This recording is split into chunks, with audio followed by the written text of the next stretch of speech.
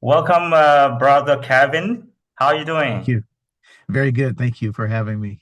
I'm also very pleased to have you here as well. And I'm also very curious about the current day and how it's going, and also a lot of view also want to know about that as well. Till now, we don't have much news, much information about that, how it's going and how much it mean to our current people. That's why, I'm very pleased, to invite you to our The Voice of Coastal Lake news channel. So let me start with the first question. Can you tell us what is the difference between this time and last time of going to the White House? Sure. So, the first year we went was in 2017. And at the time, there were sanctions had been lifted against the Burmese generals. And so that first time we went, it was very specific to get the sanctions reinstated. And then we went every year. And there were different things. One of them, obviously, was when the coup happened in 2021. And we had very specific asks each time. Then we had COVID hit. And so during COVID, a small group of us went each year during COVID because they would not allow the large gatherings. So this was the first one post COVID. And so the other interesting part of this is that you have a new administration, the Trump administration. And so, in July of 2019, we all know about the Kachin pastor that met in the Oval Office where President Trump made a commitment to the ethnic people. And we wanted to reignite that discussion now that he's in office again, because we felt there's a very unique opportunity here. Um, and the other part of it was, we really wanted this to be non-political. The bottom line is there are many different groups that have many different strong opinions on the future path for the Karen. And it's not just with Karen. You could say the same in Kachin, Shanman, Arakan. Everybody has, differing viewpoints. But can we land on one thing of coming together to celebrate the Karen people? And that's what we wanted to do in DC. And during that visit, at the Capitol building. It was in the west side of the steps of the U.S. Capitol building, as we've done each year. And so, the event had some guest speakers, and the guest speakers actually, in my opinion, spoke stronger this time than they ever did in years past, which was really good. And much of what their comments were was on religious freedom, the roles that they play. One of them is the chair of the International Religious Freedom, which is a government, part of the government of the United States. And he definitely gave some very, very strong points and commitments of really doing everything they can to pay attention to what's going on, but also to hearing from all the people that represented each of the groups and afterwards at the different meetings, which I'll go into in a minute. And they also had a former ambassador, which was very, very good as well. And then there was another individual who is a former chairman for International Religious Freedom that has very great working relationships within the Trump administration that has been kind of a liaison to help us get the word to the highest levels of government. So after the celebration, which we felt went very, very well, we broke up into teams, and so the teams went to different locations. So there's like the Senate for Foreign Relations. There's congressional leaders in that have those committees, for example. So we had four different specific groups that went to the different representatives, which would be like Senator Ted Cruz's office, many other different offices. And then we had two other teams, smaller delegations that went to a couple other of the offices. The team that I led or co led was with the State Department. And I can speak very specifically to this meeting because this was very profound in the fact that in previous years, usually they give you 30 minutes and that's it. You have to get in there, say what you're going to say, and they say, thank you very much, goodbye. This time we were in there for about 2.5 hours, which was very, Wow. very surprising to me. That was very unusual. And during the meeting, they actually invited somebody else to come in as well, after the topics that we discussed. And I think the game changer this year was, um, really coming at this one, being transparent with them and letting them know that there are many different ideas from the Karen people and other ethnic people as far as what is the path forward. But one of the things that was important from, some Kachin that were at this event, and obviously the majority were Karen, was making sure that the State Department understood that, NUG has been speaking on behalf of the ethnic people, stating to the U.S. government that they represent the Karen, the Kachin, and everybody. And that is not so. That is not the case. And so I was really, really honored to see the, Karen and others stand up to correct that and say the ethnic people represent themselves. The NUG does not represent them. And there was a lot of discussions that came up with respect to, independence, federalism, something hybrid, all the different opportunities. But I felt that, the individuals that were in the meeting, from the U.S. government, they actually kind of actually told us that they agreed that they should not be listening just to NUG to determine the fate of all of the amazing ethnic people, in the Burma region. And I think that was a game changer. The other issue is that President Trump has a means one, he seems to have a passion for peace, for settling disputes around the world. And he has been able to apply very serious diplomatic pressure that has had a lot of impact. And so the greatest ask that we talked about was obviously putting, much more pressure on Russia and China, because the Burmese generals, explaining to them that the Burmese generals, in our opinion, are nearing, really collapsing, as a regime. They're losing more and more ground. The ethnic people have taken much more ground, since the coup. And then the other part of it was, raising the awareness of Thailand and Thailand's, last prime minister and the current one, that are very concerning because they've begun to hold hands with the Burmese generals. And that's a very serious concern, especially because we have all our people in the camps, for example. And we're very concerned that Thailand is becoming more cozy with both China and the Burmese generals.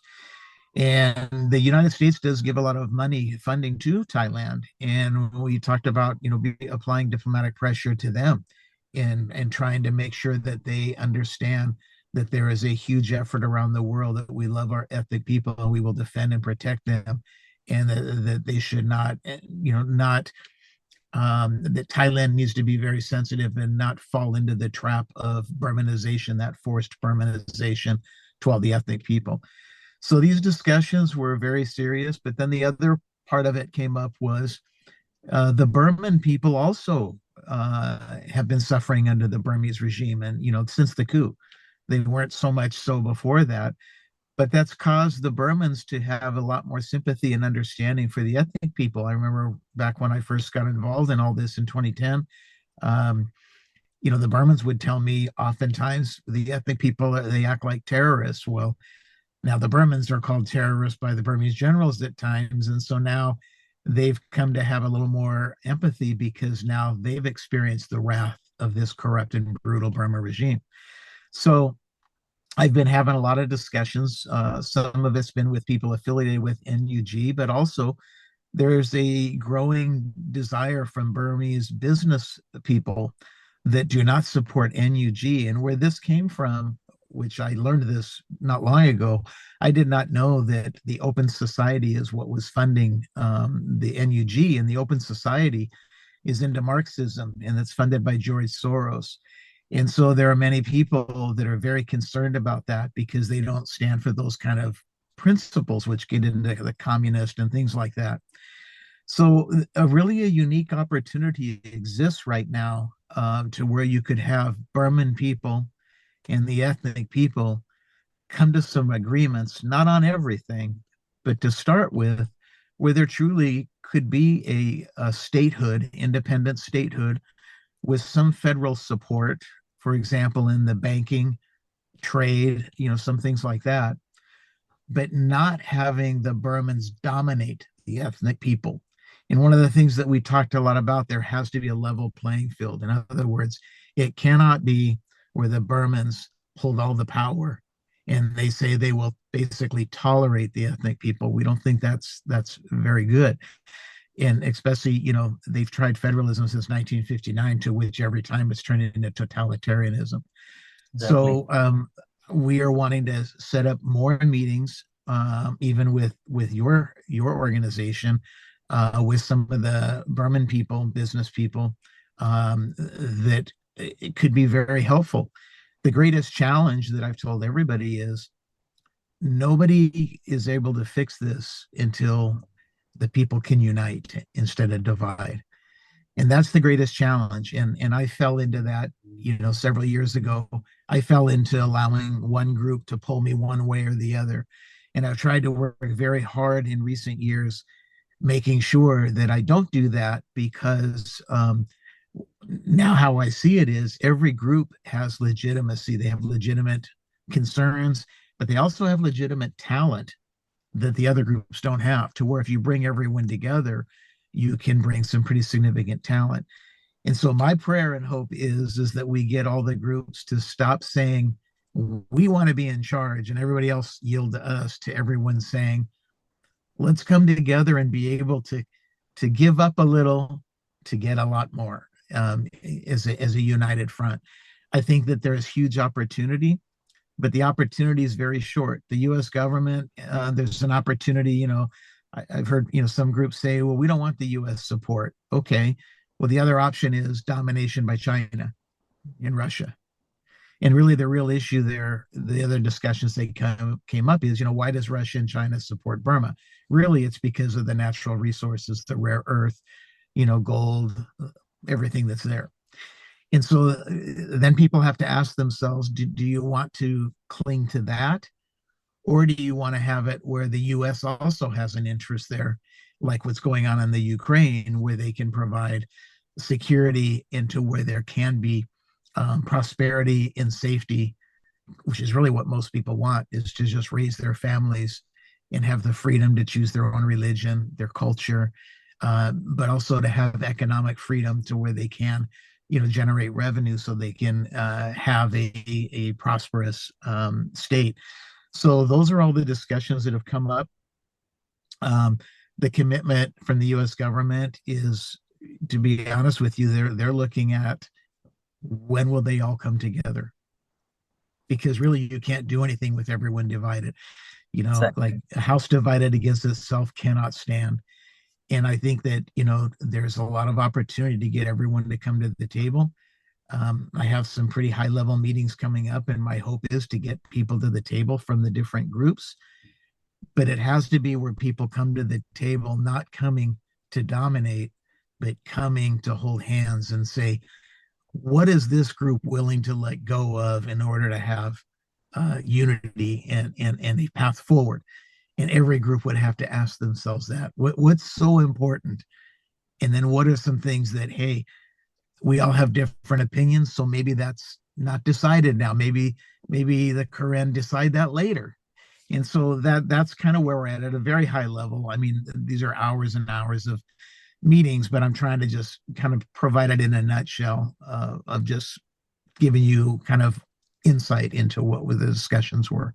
And you just mentioned about the different group with the diverse perspectives. Can you make it specific? It's make it a little bit clear which group that you are talking about. Like, you mean the all group within Burma, or just about only among the current people? We also have a different group as well, eh?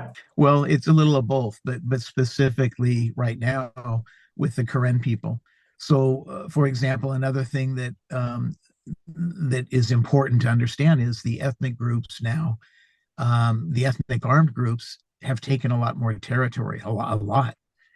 And so, the more we can get all of the ethnic armed groups together instead of being, adversarial with one another, um, that's a very big deal. And then you also have all the different groups from, from KNU to One Voice of Cthulhu to, people that are very much wanting federalism versus those wanting independence, and the different groups like that as well. Okay, I'm not sure if it's correct. If not correct, you can also correct me. I just heard that, but the White House do also understand that the our mother organization, which is the Coronation of Union, they are also supporting the NUG. Okay, and the NUG is going to go for a federal, but the majority of the current people want to have external self-determination nation, which is Yes. independent. And Yes. in that case, do you think it's going to be obstruction to those who want to have independence in the perspective of the White House? So you're absolutely right. NUG has actually escalated their efforts. They've hired um, lobbyists, recently. They're really stepping up their game, and that's why this meeting in DC was so important, was to make sure that the U.S. government understands the NUG is telling them that they represent all ethnic people when they do not. And we made that very loud and clear. And the State Department told us that they stood corrected. They said, we agree that we should not have made that assumption. So back to with the NUG would basically inherit the Burmese military if the Burmese generals were to fall. And what most experts believe is they would become the same thing all over again and potentially dominate the region. So, now that the U.S. government's aware that they're funded by George Soros, for example, and the Open Society, that's a huge thing. And there are also many Burmese business people that are absolutely adamantly opposed to NUG. And that's who I've been meeting with. They're the ones that reached out to me and started sharing with me information that I was not aware of. And so I think that if we get the Burmese business people, and I'll just think out loud as an example, these individuals are very good with the banking system, the Bank of Burma, as well as trade agreements and things, which that leveraging could be very advantageous to help all the ethnic people be able to get on board with that. They also agree that the ethnic people must have their own independence. They agree with that. That's a huge thing right there. And so I think that is such an important piece to this. Um, and so I have a letter that I'm working on right now, after I had a few meetings over the last couple of days, to basically send back to the State Department. Um, I had some homework when we left to find out a little bit more information on some things and find out who could be some stakeholders down there that understand the sinister nature of NUG and why the NUG should not be. It reminds me of when the British handed everything over to the Burmese. Yeah, yeah, that's it. The That's correct. same thing would be if the US government just trusted NUG and said, oh, you tell us that you're going to represent all the ethnic people. And we already saw what happened the last time, and that's what would likely happen this time. So I think this is an exciting time. But the risk, when I do a risk analysis, the greatest risk is, are people not coming together fast enough to be able to pair up with these changes. Because if the ethnic people don't come together, it bolsters the argument from the NUG that the ethnic people are not capable of coming together. Therefore, they need to be the ones in charge. And Exactly. that's a very dangerous path right there. Yes, yes. And one more question. Did you also meet the Secretary of State, Marco No, Rubio? No. no. Okay. So I've had a lot of calls of people asking, oh, I heard you met with this person and that person. I don't know where those things come from. It could be wishful thinking. You basically, when you go to DC like that, you're meeting with staffers do all the work, and then they're reporting out to uh, whoever they report to, whether it's Secretary of State or whoever. We definitely met with people that have strong ties, and so I'm confident the information is getting to the right people. But right now the biggest homework is tell us when the current people can all come together, and that's the mandate I think we have, and I think that that's the mission of your organization, what you've all been trying to do. So I think it all aligns well. It's just it will be hard work because it's requiring us all to be humble. It's requiring us all to say maybe I don't have all the answers. And I that's what happened with me when I was drawn into favoring one side over the other. God humbled me and said, you know, I called you to love all of our Karen people, not just one particular group. And so that dose of humility is important because, in my opinion, humility is a vital portion of leadership. It's a major component of it. And if we can be humble and be able to come to the table, I think this is, in my opinion, the strongest time that I've seen where there's a huge potential for all sides to get what they want. Not everything they want, but at least a path forward. Yeah, that's amazing. That's amazing. I completely agree with you. And how many organization or group, we also have a lot of groups, even Mhm. I will say that's an informal organization. How many of them get involved for organizing the current day for this time? There was many organizations, but I actually made up a rule and I told everyone I don't want to see signs saying this organization versus that organization. This is just Koran. So we had quite a few from across the country, um, from One Voice of Cthulhu as well. But we were very big on not wanting to have all this division of what group is it. And we had many try, even while we were there, somebody tried to hold up a flag from one group. And we told them, no, no, no, no, no. That's not, we don't want the political division. It has to be one flag. And that's why, the last song we sang, which was very emotional to sing, was that Karen Unity song, Under One Flag. And my encouragement to everyone is the more everyone tries to push forward their platform or their organization, it alienates everybody else. The only thing that won't alienate is one under the flag, Karen flag, because that the Karen flag is the same. It's been for a long, long time that everybody falls under that. But the days of us dividing over which group, this group, that group, it's going to lead to Karen forever losing their opportunity, and that's very scary to me.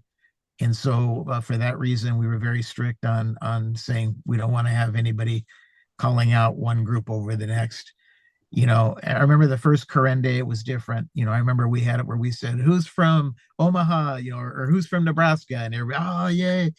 And it's different by states, but I've seen too much polarization over the years of every group wants to be in charge, and when everyone's in charge, no one's in charge. And so the best thing is to say, the current flag should be in charge to where everyone can come under that one flag. I think everyone will agree that they want freedom. Everyone wants to be able to celebrate Korean culture. That's where we start. And then when we talk about federalism, independence, and all those things, there's opportunity for a hybrid. Because, for example, when I talked to some of the Burmese business people, they said, yeah, they should have their own state, totally independent. And then, since we already have a banking system set up and the trade thing set up, then we can share that. And I think that's where we have to get to a place of being curious learners of like, yeah, how would we do this? How would we do that? And I think if we can get to that place, even with the ethnic armed groups, we have to stop going after one group or the other. It's not productive and it's never going to result in anything good. All it's going to result in is this opportunity to truly come together as one will be put off for decades. And how many more people have to suffer? None of all of us are tired of the air campaigns bombing villagers, and that's in me for me. That's what I keep in my mind. When there's times I want to pull to one group or another because somebody will call me and say, "But Kevin, we know better," and on and on and on, and I almost fall into it, but then I go back to the bottom line: the people that are being shot, killed, they don't care about any different group. They care about as a whole, can we all come together for them? They're the ones suffering. They're the ones that are being decimated. And there's also many good things happening. You have KNLA, KTLA, DKBA. You got people that are actually doing good. So can we say every group has something good about them? And let's capitalize on that. And that's just, I think that's the only way forward. It really is. There's Mhm. no country that's going to want to help people that are completely divided against themselves because they know it's not sustainable. Exactly, exactly. Well, another question. Maybe I think you also realize that the current day, this time, it's less people than the last time. In your opinion, what do you think will that be the reason behind that? Well, there's two. The hardest thing was we were told to come on a Wednesday, and that's very hard for people. We always did a Monday. And so it was hard, but that was the only day that the people that we needed to talk with would for sure be there. So that's one. The other one is they don't allow where we used to meet that holds a lot more people. They don't allow that anymore. Now, the new protocols, we had to meet closer to the main street, which is a smaller area. But, you also had people from different groups, telling people, don't go there, you're going to get deported. People would send me all sorts of different things. I see that as systemic again of each group wanting to be higher than another group. And that's why we have to fix this. Um, we have to be able to realize when whatever group it is does something good, everyone should be praising it. Everyone should, even if it's not your group. If one group does something, we all should cheer that on. And in doing that, because it's for the collective good of all Karen people. And that's why we were very careful to not want people to try to represent one group versus another. But the numbers actually were pretty strong. They weren't as strong as times past for sure, but they still were pretty darn strong. The U.S. government was when they saw photos and the guest speakers that came, they were like, "Wow, that's really good. You guys were able to get a lot of people here, in the middle of a week." Because I had told them initially, this is going to be hard for us because usually people would travel on a weekend and it's a little bit easier. Now it's harder because people are going to miss more days of work. Okay, I can see that as well. I want to thank you very much for taking part with this interview. And is there anything that you want to add that I haven't asked you? Just come together, everyone come together. We can't afford not to. We cannot afford not to. And these opportunities that are presenting themselves are not going to last long. There will be no time. If people say, "Oh, we'll wait for another year," that'll pass. So we have to seize the moment, and that's my hope for people. And for me, I'm just facilitating meetings, the Karen voice and the other ethnic voices, the people that have to make all these decisions. All I can do is get people to the table, and that's kind of my little piece of the pie on this. Thank you very much for your time, brother Kevin, and I Thank you. wish to welcome you in the near future again. Thank you Thank so much. you. Welcome. Bye bye.